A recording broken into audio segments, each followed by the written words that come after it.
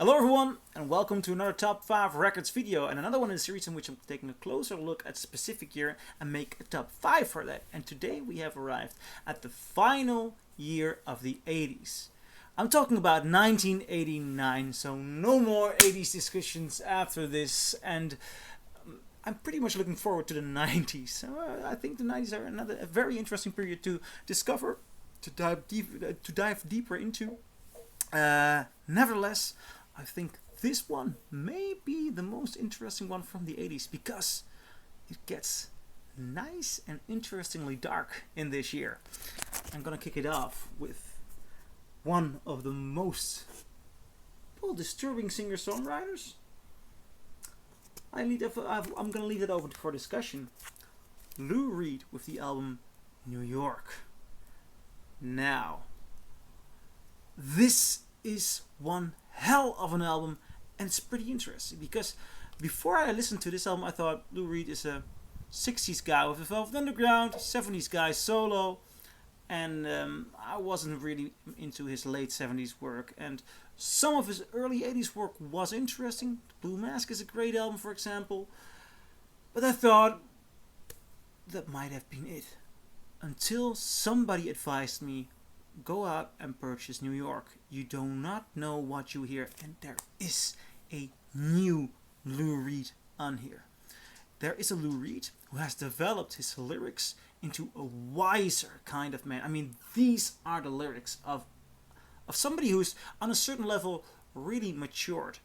You can also hit it on Magic and Lost, which is an amazing album, but truly here, I mean, he has so much to say.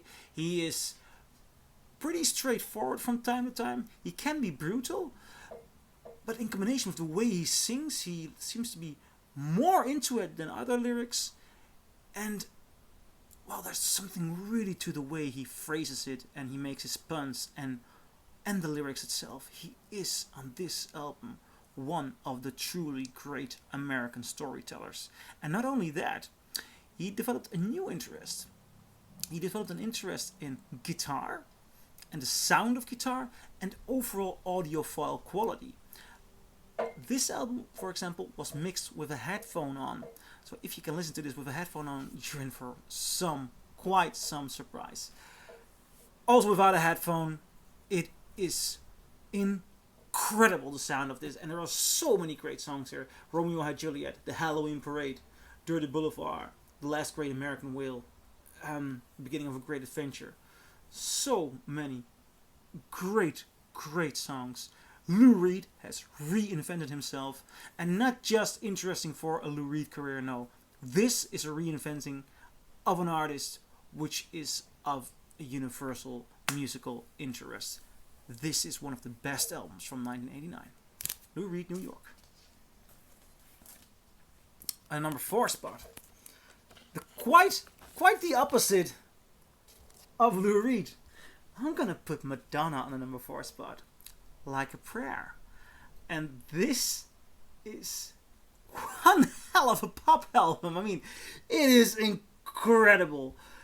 The entire album is good. It's the collaboration between Madonna and Prince. Prince produced this together with Madonna, and Madonna does know how to get a good record. I mean, talking about pop, she knows how to get a good record. It's a bit front-packed because the first song, Like a Prayer, yeah, that's the first song. Let's be frank, it is one of the best songs from the 80s. And it is about, well, can I say that? Can I say that on YouTube, what it's about? Felicio? No, can I say that? In the Netherlands, we can. I'm not sure about the American viewers. That's what it's about. Yeah, listen to the lyrics. It's about that.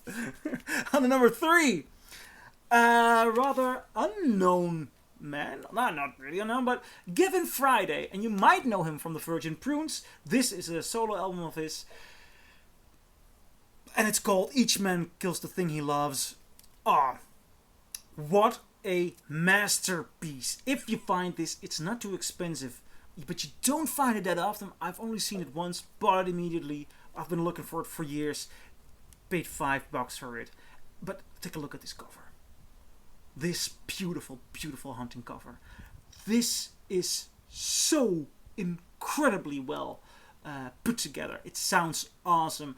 This man can write songs like no other. He can cover songs like no other. For example, here is Death Is Not the End. It's a cover of the Bob Dylan song, and I mean, his voice is one of the best things from the 80s. Seriously, this is so incredible good.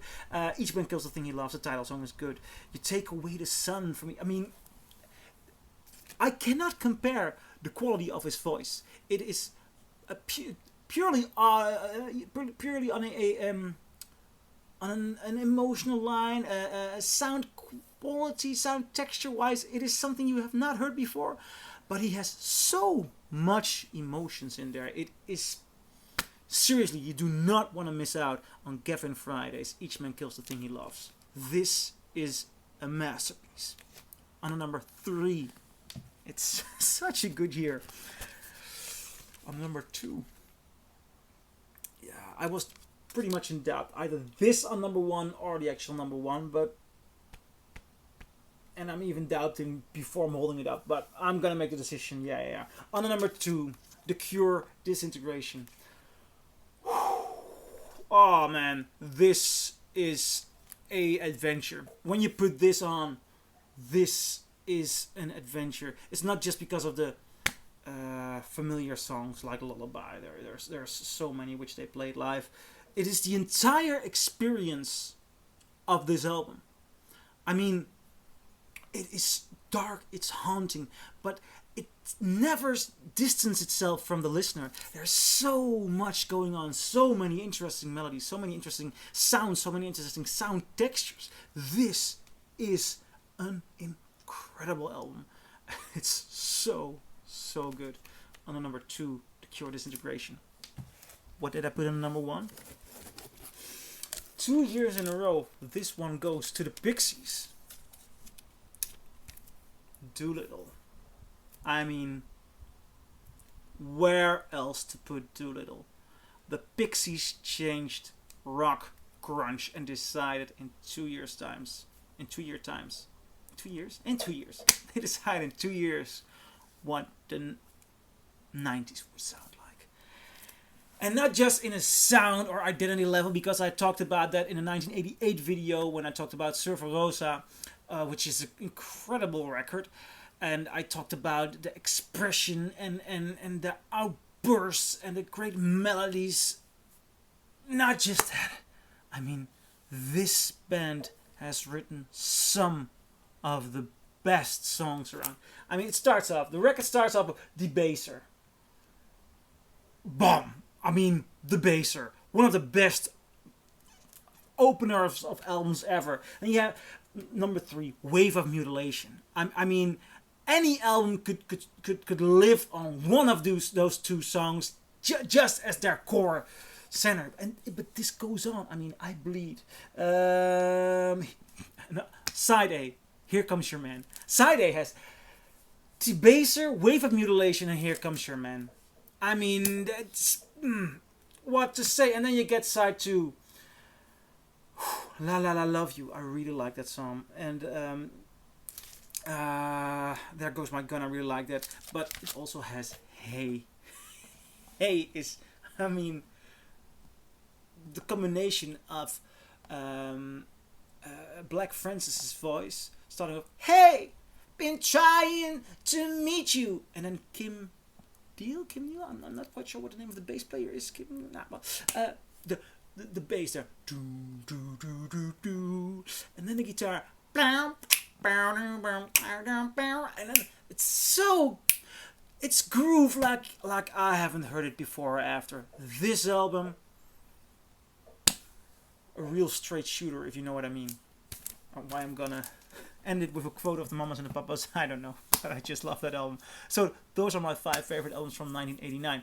Do you agree? Do you disagree? Leave a comment below, and I'll see you in the next video. Bye.